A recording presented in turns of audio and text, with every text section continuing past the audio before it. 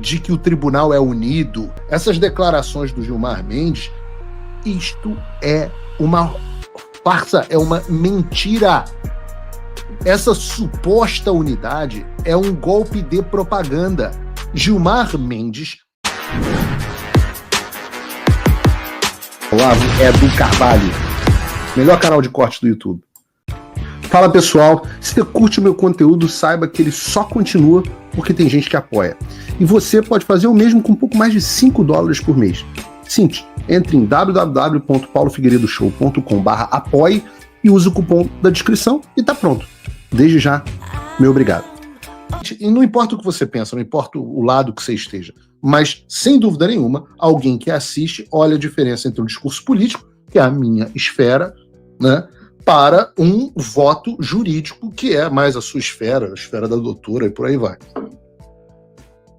Sim, como o ministro Fux também levantou, o papel do juiz não é fazer juízo político.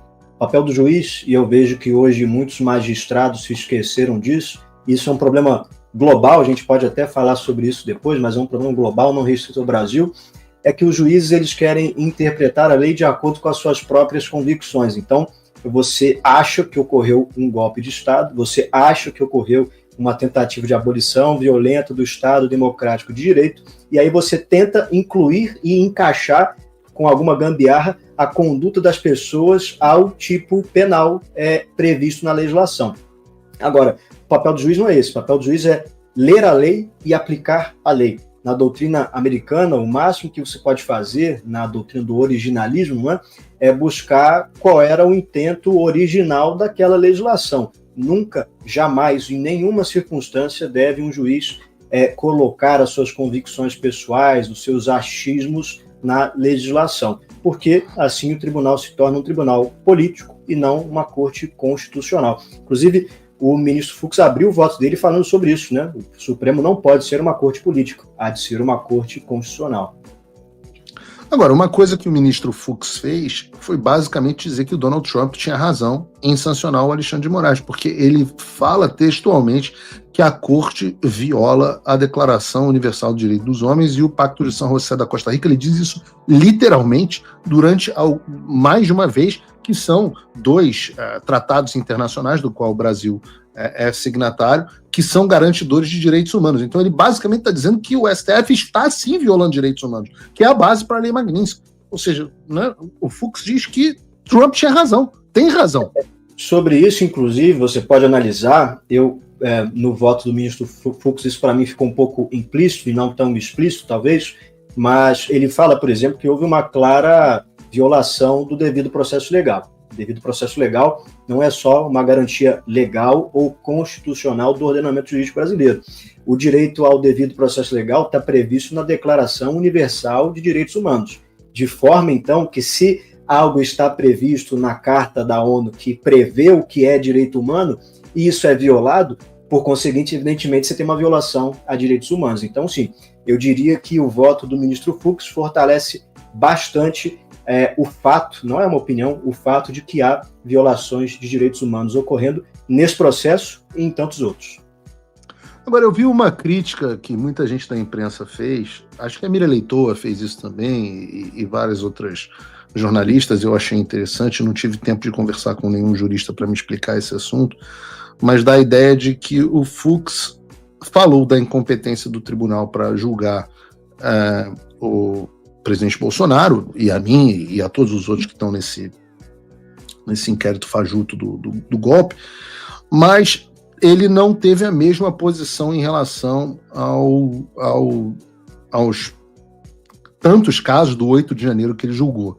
Tem uma explicação para isso?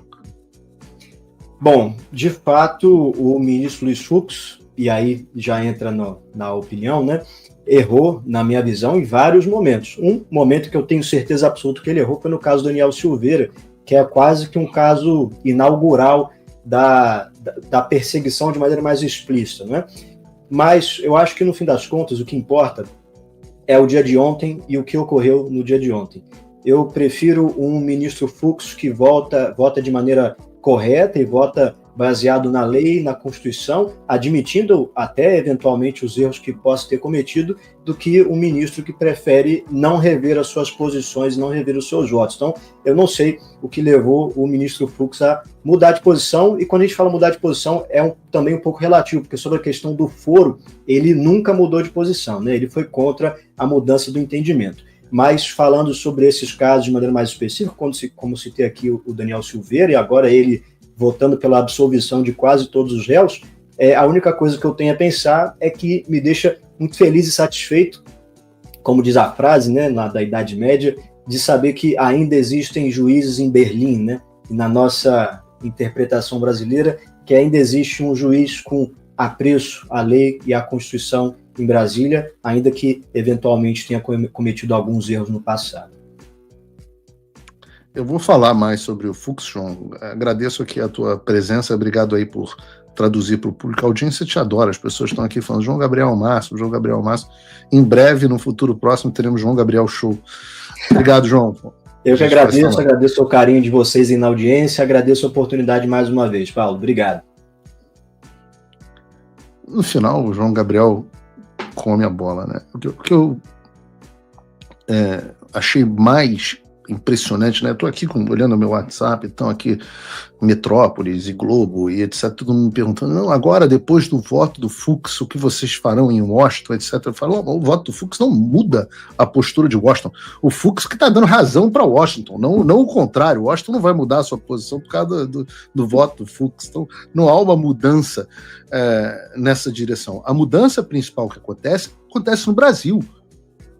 Porque a forma que o ministro Fux conduziu o seu voto, ela não pode ser, houve quem disse, né, até em relação ao que o João Gabriel está dizendo, o ministro Fux não fez o seu voto dessa forma porque ele estava com medo de ser sancionado. Ora, pode até, eu acho que todos devem ter medo de ser sancionado, mas é óbvio que eu antecipei a postura do ministro Fux, é óbvio que o ministro Fux não foi sancionado juntamente com 8 dos seus colegas, porque já se sabia que ele tinha uma posição distinta. E não o inverso. Ora, senão ele teria sido sancionado naquele momento. Mas ele já vinha demonstrando o desconforto dentro do tribunal. E o que o ministro Fux, no final das contas, fez foi muito além do que qualquer pessoa deveria ter feito. Então há uma confusão entre causa e efeito. Não, a causa do voto do ministro Fux não foi o medo dele ter sido sancionado. Ele não foi sancionado porque tem uma divergência de visão que nós já conhecíamos diante dos seus colegas no tribunal. E por isso que ele foi muito além. Caso ele simplesmente tivesse medo de ser sancionado, ele podia ter dado um voto curto pela não condenação do presidente Bolsonaro, se isentava. Mas ele foi muito além. Ministro Fux foi ao ponto de ir item a item para destruir completamente anos de trabalho do Alexandre de Moraes com a grande mídia. Não há hoje mais uma pessoa que possa, de cabeça erguida, defender a tese do Alexandre de Moraes. Não sobrou mais nada. Não sobrou mais nada. E eu estou acompanhando aqui o voto da Carmen Lúcia, aqui meio que transversalmente, e é triste ver que ela está utilizando os advogados dos réus, inclusive do presidente Bolsonaro, mas os advogados do réu, para legitimar o processo. Está vendo? Esse processo foi tão legítimo que os advogados fizeram um ótimo trabalho. Que era exatamente o que o tribunal queria que os advogados fizessem. Legitimassem a sua farsa. E o ministro Fux acabou com isso. Acabou com um voto tão técnico e tão pouco militante que desestabilizou o Tribunal Federal. Porque essa ideia de que o tribunal é unido, essas declarações do Gilmar Mendes, isto é uma farsa, é uma mentira. Essa suposta unidade é um golpe de propaganda. Gilmar Mendes, enquanto fala para todos que o tribunal, não sei o que, inclusive parece que estava na plateia, agora acompanhando o julgamento, fica lá fazendo encontros de bastidores negociando outro tipo de coisa, já foi pego nessa história, não sou eu que estou dizendo, não estou nem cometendo nenhuma inconfidência aqui, porque isso se tornou público. E eu digo que há outros ministros descontentes com a postura do Alexandre de Moraes, que para fora, para manter uma suposta unidade institucional, declaram uma coisa, mas para dentro fazem outra. E nós sabemos quem eles são. E é por isso que nós podemos antecipar o voto do ministro Fux, que não estava contente com os rumos políticos que o tribunal estava tomando. E na segunda turma há mais pessoas. E às vezes dá a impressão de... Fala pessoal, tá gostando desse vídeo? Não esqueça de deixar o seu like e se inscrever no canal Olavo Edu Carvalho para receber notícias quentíssimas todos os dias. Isso ajuda demais o nosso trabalho e o YouTube irá recomendar para mais pessoas. Que nem eles sabem quem é quem, porque teve muita gente surpresa com o voto do Fux na imprensa, de forma impressionante, sem acreditar no que estava vendo. Mas você, no Paulo Figueiredo Show, já sabia. Vejam, na terça-feira antes do julgamento, terça-feira, um dia antes do voto do Fux, vejam o que eu disse no programa. Uma surpresa até agora nesse julgamento. Eu digo o seguinte, se houver algo inesperado nesse julgamento, será um votinho que seja, talvez do ministro Fux, pela anulação ou pela absolvição dos réus. Anulação ou absolvição. Eu diria que eu nem ficaria tão surpreso assim. Os confrontos hoje entre o ministro Fux e o Alexandre de Moraes e o Balofo mostram esse tipo de coisa. Essa possibilidade, essa animosidade. Estão deixando a gente sonhar. Sonhar com o quê? Com um votinho. E o votinho veio. Eu estava certo. Anulação e absolvição. Só que a imprensa não imaginava isso. Eu fiz aposta com um jornalista da Globo nos bastidores. Eu fiz aposta com um jornalista da Globo nos bastidores. Vamos pagar um jantar aqui no Makoto. Trump voltou à presidência. E isso é um alívio, sem dúvida. Mas o que isso muda no Brasil? Nada, se ninguém fizer nada. A verdade é que a esperança não pode virar passividade. As coisas não vão se resolver sozinhas, e muito menos com textão e xingamento nas redes sociais. Não espere que alguém venha salvar o país por você. Se você não agir, ninguém vai. Eu estou fazendo a minha parte. Eu larguei tudo para me dedicar a isso.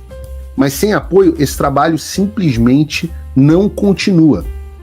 Quer saber como pode ajudar sem sair da sua rotina, sem sair da sua vida? Simples. Apoie quem está na linha de frente. Acesse www.paulofigueiredoshow.com/apoia e com apenas $5 por mês você mantém esse trabalho vivo.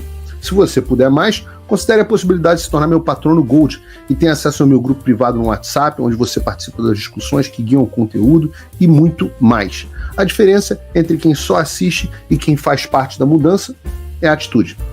Obrigada por assistir o vídeo até o final. Se você já chegou até aqui, confere se já está inscrito no canal e se já deixou aquele like generoso. Estamos quase chegando a 1 milhão de inscritos e a sua ajuda é muito importante para levar o canal Olavo Edu Carvalho mais longe. Até o próximo vídeo, meus amigos. E neste momento é muito fácil aos defensores do plano alegar, isso é uma teoria da conspiração.